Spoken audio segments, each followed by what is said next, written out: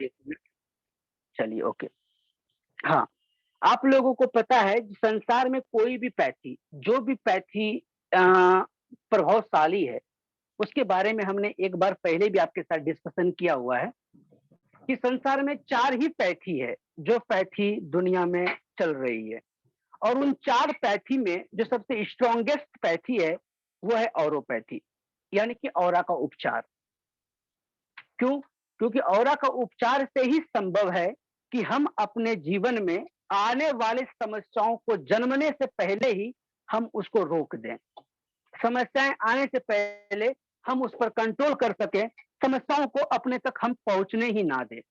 ये जो टेक्निक है, ये जो पैथी है, ये है आपका ऑरोपैथी। तो ऑरोपैथी किस प्रकार से काम करती है, इसमें क्या लॉजिक है? तो दोस्तों, एक बात आप लोगों को पता होगा कि संसार में कोई भी चीज का निर्माण होता है, कोई भी चीज का अगर निर्माण हुआ है संसार में, तो कहते हैं कि every particle made up of energy. ठीक है, हर चीज, संसार के हर एक चीज जो बना है वो एनर्जी से बना है। और एनर्जी का यही सिद्धांत है कि एनर्जी को ना ही हम क्रिएट कर सकते हैं, ना ही एनर्जी को हम डिस्ट्रॉय कर सकते हैं। केवल हम एनर्जी को ट्रांसफॉर्म कर सकते हैं। वो अपनी बस स्थिति को बदल सकता है, अपने आप को चेंज कर सकता है, लेकिन उसका जो अधिकार है, उसको ना ही कोई उसको क्रिएट कर सकता है और ना ही कोई उसको डिस्ट्रॉय कर सकता है। दूसरी बात, एक पॉइंट और है कि वाइब्रेशन। ओके, वाइब्रेशन, जिनका अभी ऑडियो म्यूट नहीं है, कृपया सभी लोग अपने ऑडियो को म्यूट कर लीजिए, क्योंकि बाहर से साउंड आ रहा है। प्रीति जी, प्रीति जी, अपने ऑडियो को म्यूट कीजिए। प्रीति जी, हाँ हाँ हाँ हाँ, अपने ऑडियो को म्यूट कर लें। जी जी जी, चलिए कोई बात नहीं।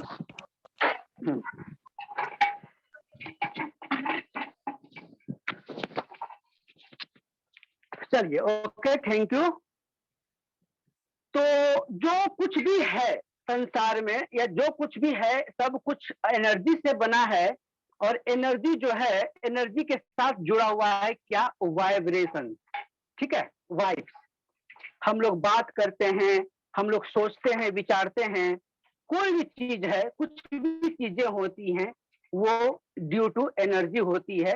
क्योंकि हमारा जो निर्माण हुआ है, ठीक है, हमारा जो निर्माण हुआ है, या फिर हमारा जब पूर्ण निर्माण होगा, हमारे निर्माण की भी श्रृंखला में एक बात ही मैटर करेगा, क्या जाएगा?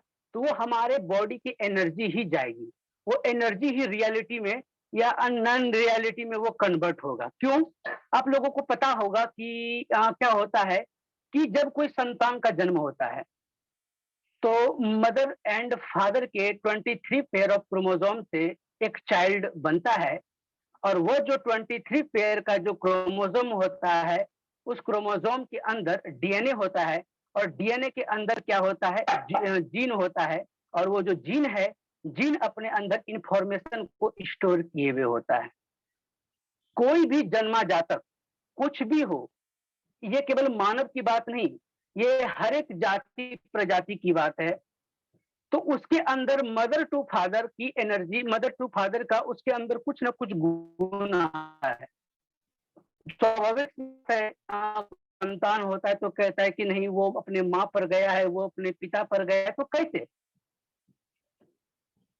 देखिए, संसार में जो एनर्जी है, एनर्जी की जो श्रृंखला है, वो एक ही तरह की श्रृंखला है। ठीक है, एनर्जी एक ही टाइप का है। जो डीएनए होता है, कहा जाता है कि एक सेल का डीएनए को अगर खोला जाए तो अर्थ को 4 बार अपने अंदर लपेट सकता है। और उस डीएनए के अंदर इतने सारे इंफॉर्मेशन होते हैं, उसको पूरे वर्ल्ड का रिकॉर्ड उसको पता होता है, प्रेजेंट, पास्ट एंड फ्यूचर। जी हाँ, क्यों कहा जाता है कि आपके अंदर दुनिया के तमाम प्रश्नों के रहस्य छुपे हुए हैं। अगर आप चाहें, हर प्रश्नों का जवाब आप अपने अंतर मन से पूछ सकते हैं, आपको अंतर मन वो जवाब देता है। तो जी हाँ, ये हकीकत है। क्यों? इसके पीछे साइंस है। साइंस क्या है? जो डीएनए है, डीएनए ना कभी मरता है और ना कभी वो जीता हुआ है। ठीक है, वो बस अपने आप को रेप्लिकेट करता है, अपने आप को दुगुना करता है। तो कहीं ना कहीं हम जितने ह्यूमन बींग्स हैं, हमारा एक दूसरे से कोई ना कोई अटैचमेंट जरूर होता है, हम दूसरे से जुड़े हुए होते हैं। क्यों? क्योंकि हम सब मानव प्रजाति से हैं। कहा जाता है ना कि हम लोग माइथोलॉजी में क्या बोलते हैं कि दुनिया का जो पहला पुरुष था वो मनु थे और उनकी पत्नी थी। वहां से फिर संसार का सृजन होता है, मानव जाति का आरंभ होता है। अगर हम इसमें इस्लाम की बात करें तो ये लोग मानते हैं कि इसका आदम और सॉरी वो टर्म हमारे मस्तिष्क में भी नहीं आ रहा है। तो यही कहानी है, एक पुरुष और एक स्त्री से समस्त मानव प्रजाति का आगमन होता है। तो डीएनए के अंदर जो इंफॉर्मेशन होते हैं, वो डीएनए के इंफॉर्मेशन जो डोमिनेंट हो गए, वह चीज कन्वर्ट हुआ, वह चीज आपकी रियल लाइफ में, रियलिटी में कन्वर्ट हुआ। आप उस चीज को देख सकते हैं, उस चीज को समझ सकते हैं, उस चीज को अनुभव कर सकते हैं, या फिर वो आपका किया गया, अर्जित किया गया पुण्य है, अर्जित किया हुआ, संचित किया हुआ चीज है। तो ये सारी चीज जो होती है, ये एनर्जी के रूप में आपके डीएनए के अंदर होता है, और वो अपने स्तर पर होता है। अगर वो डोमिनेंट हो गया, वही चीज आप हो। अगर वो रिसेसिव हो गया तो उससे आप अनजान हो। जब कोई रिसेसिव पार्टिकल अचानक डोमिनेंट हो जाए तो हम उसको जादू का नाम दे देते हैं, हम उसको मिरेकल का नाम दे देते हैं। हम उसको नहीं समझ पाते, क्योंकि उसको समझने के लिए हमारा मस्तिष्क प्रिपेयर होता ही नहीं है। तो कहीं ना कहीं सब चीज एक दूसरे से जुड़ा हुआ है। तो हर चीज क्या है कि वाइब्रेशंस है। देखिए, संसार में कुछ भी है, कहते हैं ना कि आपके आसपास, आप जिस जहां पर बैठे हुए हो, आपके आसपास ब्रह्मांड के सारे खजाने की जो वाइब्रेशंस हैं, जो आपको बदल सकता है, उसकी एनर्जी, उसका वाइब्रेशन, उसकी फ्रीक्वेंसी, वो आपके आसपास है। बस करना क्या है, अपनी फ्रीक्वेंसी, अपने वाइब्रेशंस को उसके करीब पहुंचानी है। तब जब हम यौगिक साधना में, जब हम साधना के मार्ग पर अग्रसर होते हैं, अपने आप को ट्रांसफॉर्म करने के लिए अग्रसर होते हैं, तो हमको यहाँ पर समझना पड़ेगा किसका, एनर्जी का महत्व समझना पड़ेगा, वाइब्रेशन के महत्व को समझना पड़ेगा। और इसी प्रकार से हम अपनी लाइफ को ट्रांसफॉर्म कर सकते हैं, बदल सकते हैं। हमारे हिंदू मैथोलॉजी में जो हमारे धर्म ग्रंथों में, चाहे वेदों में, चाहे उपनिषदों में जितने सारे ज्ञान हैं, वो सारे ज्ञान मिथ्या नहीं है, वो असत्य नहीं है, वो शाश्वत सत्य है। उसी पर पूरा टिका हुआ, उसी पर पूरा ज्ञान का भंडार है, वहीं से सब कुछ का उत्पत्ति होती है। और हम मानवों की जो ऊर्जा है, हमारे समकक्ष जिसकी ऊर्जा है, वो है किसकी ऊर्जा, तो वो है वाटर की ऊर्जा। वाटर को आप डिजर्व करते हैं, क्यों? क्योंकि आपका 70% जो है वो वाटर से निर्मित है। यहाँ तक कि आपका डीएनए, आपकी जीन, वो भी 70% वाटर से बना हुआ है। अब हम आते हैं अपने मंत्र हीलिंग साधना के ऊपर। देखिए, हीलिंग क्यों आवश्यक है, हम हीलिंग क्यों करते हैं, हीलिंग की क्यों रिक्वायरमेंट है? एनीवन, कोई बोलेंगे?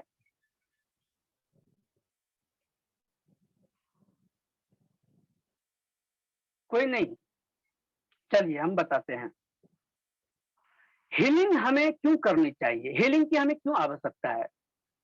हीलिंग की हमें इसलिए आवश्यकता है क्योंकि सामान्य मनुष्य अपने जीवन काल में जिस स्थिति या जिस परिस्थिति में वो जीना चाहते हैं, उस परिस्थिति या उस स्थिति में वो स्वयं को नहीं रख सकते। उनके जीवन में कोई ना कोई बदलाव, चेंजेस, परिवर्तन आता ही आता है, और यही यूनिवर्स का सिद्धांत है।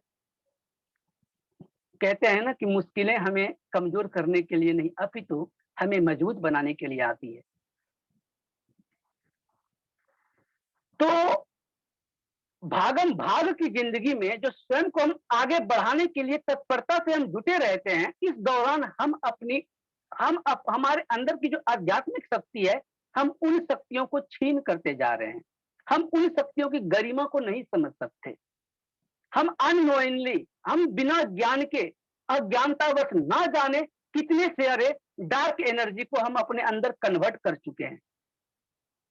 अगर हम क्वांटम की बात करें, क्वांटम मैकेनिज्म की अगर हम बात करें, क्वांटम मैकेनिज्म जो ह्यूमन ब्रेन पर लगा हुआ है, क्वांटम अपने बॉडी के क्वांटम थ्योरी के ऊपर हम बात करें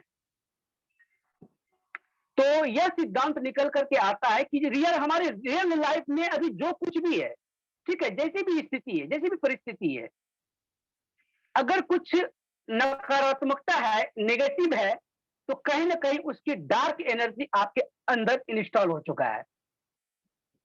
जब तक उसको ब्राइट लाइट से आप उसको क्लीन नहीं करेंगे, तब तक वो चीज आपके जीवन में ब्राइट नहीं होगा। जरा सोचिए, हम डेली टू डेली लाइफ में क्या कर रहे हैं। हमको तो लगता है कि जितने सारे थॉट हमारे माइंड में आते हैं, उन सारे थॉट में से 50% तो नेगेटिव थॉट्स आ जाते हैं और हम उसे स्वीकृति दे देते हैं, क्योंकि यहाँ पर जो लागू होता है वो 17 सेकेंड का फॉर्मूला लागू होता है। कोई भी शब्द, कोई भी स्टेटमेंट, कोई भी इमोशंस, कोई भी थॉट 70 सेकेंड के अंदर वो ब्रॉडकास्ट हो जाती है, और जब वो ब्रॉडकास्ट हो जाती है, वो कई गुना मल्टीप्लाई होकर के हमारे ऊपर रिटर्न होती है। यही है लॉ ऑफ अट्रैक्शन। और उसे चेंज करने का जो हमारे पास अवसर है, वो मात्र 17 सेकेंड का अवसर है।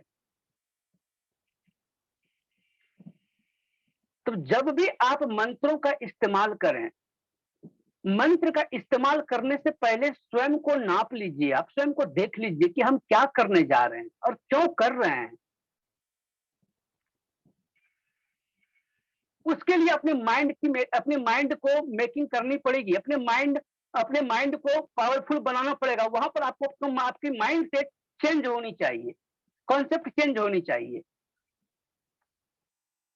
यकीन नहीं करेंगे, जो पहला मंत्र हमने आप लोगों को दिया है, उस मंत्र से कैंसर पेशेंट तक को कैंसर पेशेंट तक पूरी तरीके से रिलीज का तो हमको आंसर्स नहीं आया, लेकिन बहुत रिकवरी का हमारे पास उसके फीडबैक आए थे। वो श्रद्धा, वो विश्वास, क्योंकि हर एक देखिए, मंत्र कैसे बना वो हम आपको पहले बता चुके हैं। शब्दों का वो समूह जिनके मनन मात्र से जो आपका त्राण कर दे, वही मंत्र है। तो मंत्र को आप अफर्मेशन से भी कह सकते हैं, मंत्र को आप कह सकते हैं कि वो एक विचार है, वो एक थॉट है। मंत्र को आप अपना दुआ भी मान सकते हैं। दुआ और बद्दुआ क्या होता है? अगर हम किसी की बड़ाई कर दिए, किसी के बारे में अच्छा बोल दिए, ईश्वर से प्रार्थना किए, तो बोलता है कि हमको दुआ मिल गया। और ये भी जानते हैं ना, जहां पर दवा काम नहीं करती, वहां पर दुआ काम करती है, ब्लेसिंग्स काम करती है।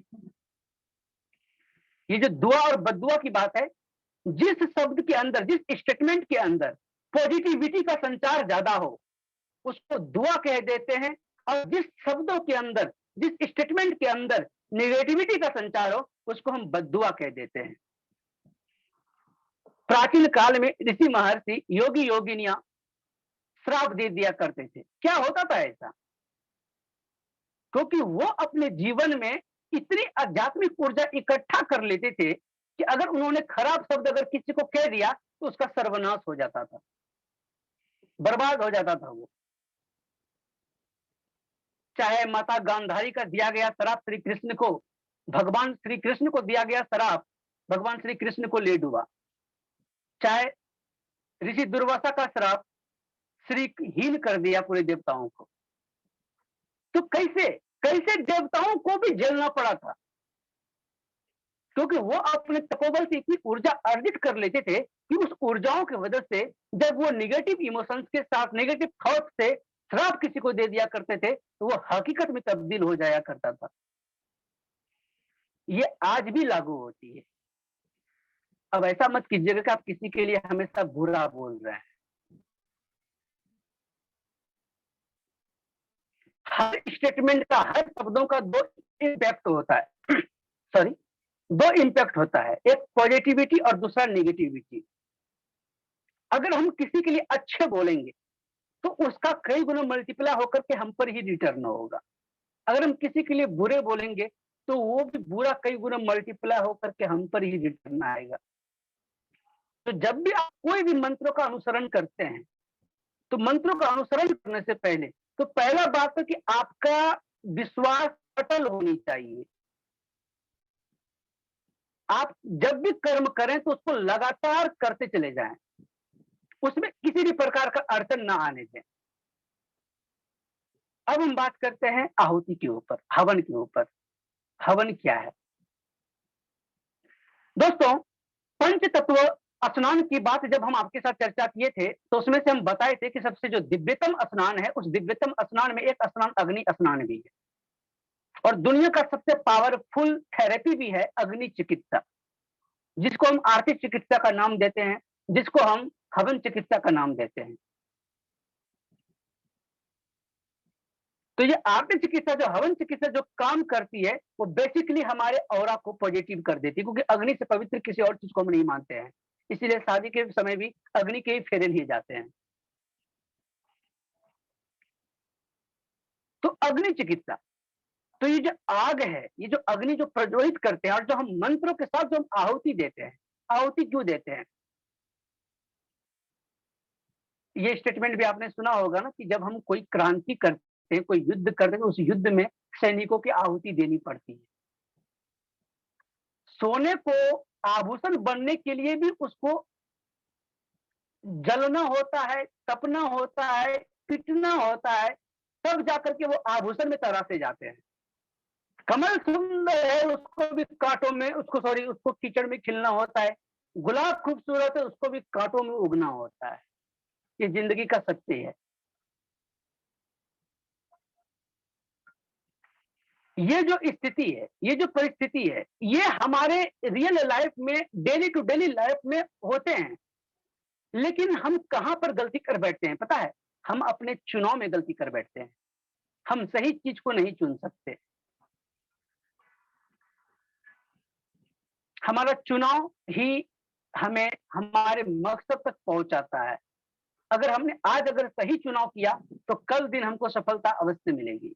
अगर आज हमने इसको इग्नोर कर दिया तो कल जाकर के हमको इसका असफलता से हमको हाथ धोना पड़ेगा।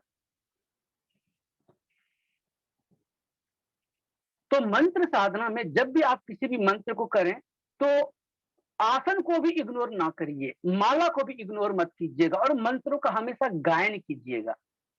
ये 11 मंत्र जो हमने आपको भेजे हैं, केवल ये 11 मंत्र ही नहीं, हम आपके साथ वो सारी चीजें हम शेयर करेंगे जो अब तक हमने अर्जित की है। और हमको उम्मीद है आप लोगों से, क्योंकि आप लोग बड़ा धैर्य के साथ इसको सीखने के लिए तत्परता आप लोगों ने दिखाया है। तो बेशक हम भी आपको वो सब कुछ देना चाहेंगे जो हमारे पास अब तक हैं। जहां जहां हमने जो अनुभव किया है वो हम बताना चाहेंगे, और हम ये भी आशा करेंगे कि आप उसको अप्लाई करके उससे और भी बेहतर करने का प्रयास करें, और वो रिजल्ट आप हमें बताएं। आप लोगों ने महामृत्युंजय मंत्र का नाम सुना होगा। महामृत्युंजय, जो मार्कंडेय ऋषि द्वारा रचित यह महामृत्युंजय मंत्र, जिनके जप से श्री ऋषि मार्कंडेय ने मार्कंडू से मार्कंडेय ऋषि बने, जिन्होंने जिस मंत्र की शक्ति से अपने कम आयु को दीर्घायु में तब्दील किया। महामृत्युंजय मंत्र को अकाल मृत्यु से बचाने का मंत्र कहा जाता है। महामृत्युंजय मंत्र निरोगी काया देता है। महामृत्युंजय मंत्र में जो ऊपर के सांपुटिक लगे हुए, नीचे के सांपुटिक लगे हुए हैं, वो शब्द अपने आप में बहुत ही शक्तिशाली है। मंत्र किस प्रकार है? ओम रौम जुम स, ओम भूर्भुवस्वः, ओम त्र्यंबकम यजामहे सुगंधिम पुष्टिवर्धनम उर्वाह रुक्मिव बंधनानि मृत्युर्मुक्षीयमामृतात् स्व भुव भू। तो तो ये जो जप मंत्र है, ये जो महामृत्युंजय मंत्र है, इसी मंत्र को ध्यान में रखते हुए इससे पौराणतन काल में एक ऋषि हुए थे, जिनको कि साल्विक ऋषि कहा जाता है। साल्विक ऋषि ने महामृत्युंजय मंत्र को सहारे लेकर के उन्होंने 4.5 लाख मंत्रों को डिकोड करके उन्होंने उसको यंत्र का स्वरूप दिया, सिंबल का स्वरूप दिया। और वो 4.5 लाख मंत्रों को जो डिकोड करके उन्होंने जो सिंबल का निर्माण किया, वो सारे सिंबल जो आते हैं वो आपका सेट 3 में आते हैं और तीनों में 100-100 सिंबल हैं, लगभग 300 सिंबल हैं। जिसके ओरिजिनेटर लामोफेरा ओरिजिनेटर जो डॉक्टर एस के सैनी जी हैं, उन्होंने यह मॉडलिटी से दुनिया को अवगत कराया। महामृत्युंजय मंत्र की श्रृंखला तो पौराणिक युग से चला आ रहा है, लेकिन इसको यंत्रों के साथ जोड़ करके जो संसार के समक्ष उन्होंने प्रस्तुत किया, वो है साल्विक ऋषि के द्वारा जो किया गया था। इसको जो ढूंढा जिन्होंने, वो डॉक्टर एस के सैनी जी ने ढूंढा और ये मॉडलिटी दुनिया के समक्ष उन्होंने प्रस्तुत किया। इस मॉडलिटी का नाम है, इस मॉड्यूल का नाम है साल्विक मंत्र रहस्य। इसकी खासियत यह है कि इसके हीलिंग से, इसके जप से, इसके उपयोग से मिरेकल रिजल्ट मिलते हैं। क्यों? क्योंकि यहाँ पर आवाहन होता है साल्विक ऋषि की ऊर्जाओं का और उसके बाद जप होता है तो किसका? महामृत्युंजय मंत्र का। महामृत्युंजय के मंत्र का अगर नाम बोले तो लोगों के मन में आता है ओम त्र्यंबकम यजामहे सुगंधिम पुष्टिवर्धनम उर्वारुकमिव बन्धनानि मृत्युर्मुक्षयमामृतः। बस इतना ही। ये मृत्युंजय मंत्र है, नॉट महामृत्युंजय मंत्र। ये महा में तभी तब्दील होगा जब आगे और पीछे सांपुटिक लगेगा। जब इसके आगे और इसके पीछे और बीच में जब गायत्री मंत्र अटैच हो जाता है तो वो मृत संजीवनी मंत्र में तब्दील हो जाता है, जो भगवान शिव से दैत्य गुरु शुक्राचार्य को संजीवनी विद्या प्राप्त हुई थी। खैर आज के युग में कोई संजीवनी विद्या प्राप्त नहीं कर पाएगा, तो उसके लिए महामृत्युंजय मंत्र का अनुष्ठान 1.25 लाख का एक अनुष्ठान होता है। इस प्रकार से कई अनुष्ठान कंप्लीट करने पड़ते हैं, तो सभी लोगों के लिए संभव नहीं है आज के युग में, क्योंकि पारिवारिक जीवन में तो इस अनुष्ठान को तो कर पाना असंभव ही है। हाँ, लेकिन महामृत्युंजय अनुष्ठान अवश्य कर सकते हैं, सभी लोग कर सकते हैं, कोई बड़ी बात नहीं है। बस मंत्र का उच्चारण शुद्धतम होनी चाहिए और भगवान शिव को, आदि गुरु को अपने गुरु के रूप में स्वीकार करें और अपने काम को अंजाम दें। आपको सफलता 100% मिलेगी। ये जो साल्विक मंत्र का कॉन्सेप्ट है, ये मॉड्यूल मार्केट में लगभग 15,000 के रनिंग में है, लेकिन मंत्र हीलिंग के श्रृंखला में हम आपको इसके कॉन्सेप्ट के बारे में हम आपको बताएंगे, समझाएंगे कि कैसे इसके प्रयोग किए जाते हैं, कैसे इसके उपयोग किए जाते हैं, कैसे इसका हीलिंग की जाती है, ये सारी बातें। आइए आज हम अब बात करेंगे हवन के ऊपर। सबसे पहले जान लीजिए कि हवन सामग्री सर जो है, आवाज टूट आ रही है सर, हवन कट के आ सामग्री रही है। में आवाज ब्रेक हो रही है। बहुत ब्रेक हो रही है सर, एक एक दो मिनट गायब हो रहा है। किसी और को भी आवाज नहीं आ रही है? कोई और बताएं। हेलो। आ रही है सर, कोई प्रॉब्लम नहीं आ रही है। ओके, हमारे यहाँ संदीप जी नहीं थोड़ा है। सा आप अपना, संदीप जी एक बार आप अपने कैमरा को एक काम कीजिए, कैमरा तो आपका ऑफ ही है, एक बार आप देख लीजिए, रिफ्रेश कर लीजिए या ऐसे जगह पर जाइए जहां पर आपको स्पष्ट आवाज आए। हालांकि रिकॉर्डिंग हम भेज देंगे, कोई बात नहीं, वो यूट्यूब पर अपलोड कर देंगे।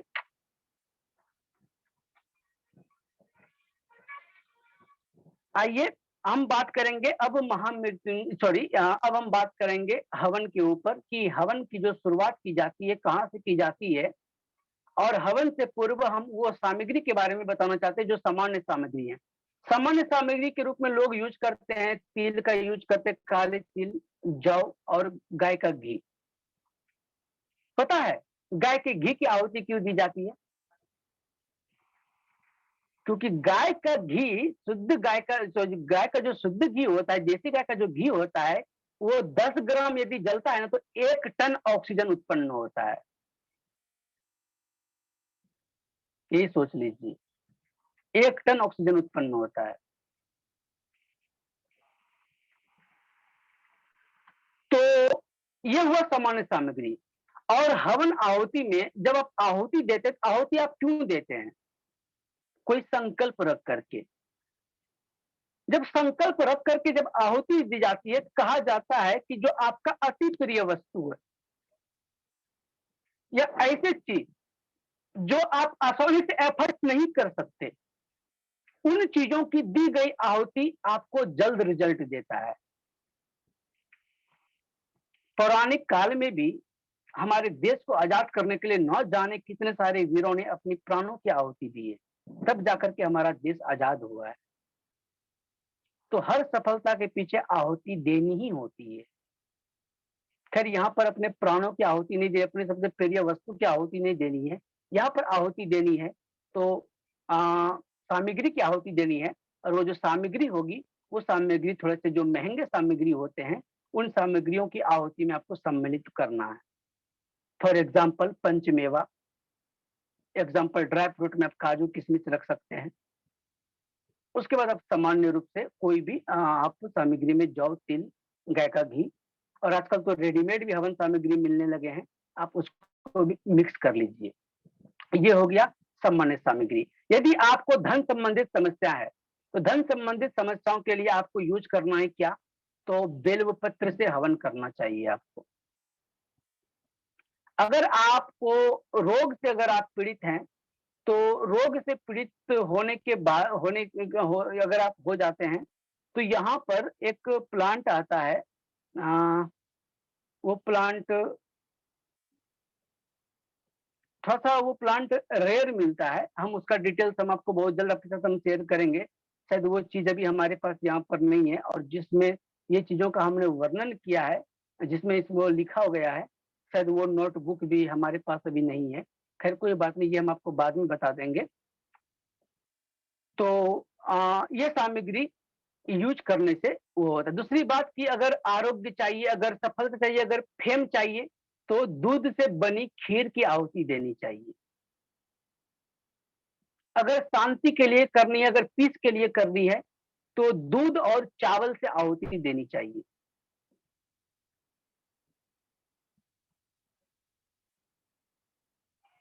ठीक है, तो आइए जो हवन जो शुरुआत की जाती है वो कहां से की जाती है, तो इस प्रकार से मंत्र है, ओमकार बिंदु संयुक्तम नियंतम ध्यानति योगिनः कामदम मोक्षदम चय। अब जो भी हवन आपको करना है, जैसे कि त्र्यंबकम महामृत्युंजय हवन करनी, त्र्यंबकम होम ओमकाराय नमो नमः ओम करिष्ये। उसके बाद 7 बार प्रणव ओमकार का उच्चारण करना होगा आपको। उसके बाद फिर आपको पवित्रीकरण मंत्र पढ़ना है, ओम पवित्रम पवित्रो व सर्वम वस्तम गतोपि व यह स्मृत पुंडरीकाक्ष स व्यापतम शुचि। उसके बाद फिर नाड़ी शोधन प्राणायाम आपको करना है।